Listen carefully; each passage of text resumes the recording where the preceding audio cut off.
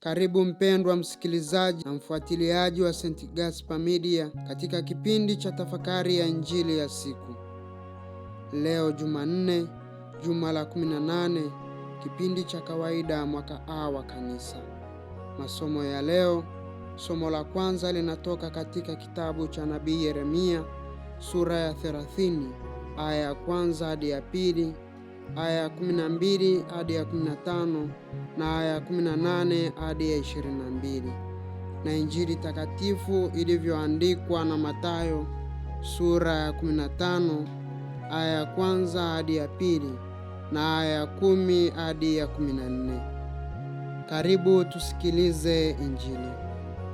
Mafarisayo na waandishi toka Yerusalemu walipomwendea Yesu wakisema, "Mbona wanafunzi wako huyahalifu mapokeo ya wazee, kwa maana hawanawi mikono walapo chakula?" Akawaita makutano akawaambia, "Sikilizeni, mfahamu, sicho kiingiacho kinywani kimtiacho mtu unajisi, bali kitokacho kinywani ndicho kimtiacho mtu unajisi."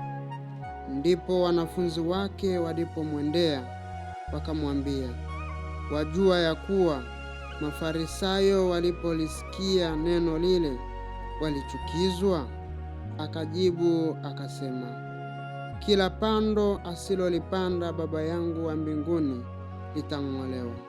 Waacheni, hao ni viongozi vipofu wa vipofu, na kipofu akimwongoza kipofu mwenzake watatumbukia shimoni wote wawili." Neno la Bwana.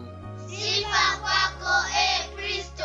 Wapendwa wana wa Mungu, tunaendelea kumshukuru Mungu kwa nafasi anayotupatia tusikilize neno lake na tujue anatutaka tutende nini, ili hayo yote yatusaidie katika kugeuza mwenendo wetu ili tuweze kupata wokovu. Na leo katika somo la Injili takatifu tunasikiliza na tunatafakari kuhusu mambo yanayotoka mioyoni mwetu. Yesu leo anakuja na mtazamo mpya. Tunaona Wayahudi walishikilia sheria zinazosisitiza mambo ya nje kuliko mambo ya ndani, kuliko mioyoni na kuliko kwenye dhamiri. Ndiyo maana Mafarisayo na waandishi wanaleta mashtaka juu ya wanafunzi wa Yesu kula bila kunawa mikono. Lakini Yesu anawajibu jibu ambalo linaleta mabadiliko na mtazamo mpya, yaani kuangalia mambo yanayotoka mioyoni na siyo yale ya nje. Ndiyo maana anasema, siyo kinachoingia kinywani kinachomtia mtu unajisi, bali kile kinachotoka kinywani mwake. Mimi na wewe wapendwa wana wa Mungu, tujiulize, mambo gani ambayo yanatoka mioyoni mwetu yanayotuchafua, yanayotufanya najisi, yanayotufanya tuonekane hatuna utu? Mara nyingi mambo hayo katika hali yetu ya kawaida ya kibinadamu naweza ikahusisha wivu mbaya, tamaa mbaya, usengenyaji, fitina, chuki, unafiki, uchoyo na mambo mengine ambayo ni chukizo kwa Mungu na kwa wengine.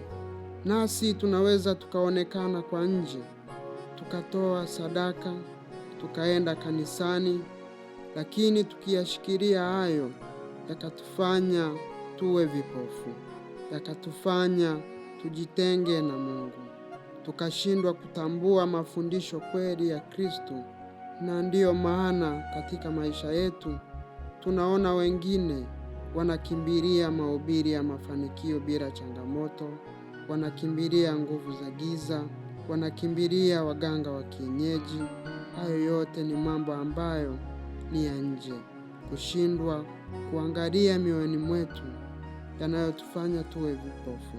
Basi wana wa Mungu, tumwombe Mungu neema ya mageuzi ndani ya mioyo yetu, ili tufate mafundisho ya kweli ambayo yatatubadilisha.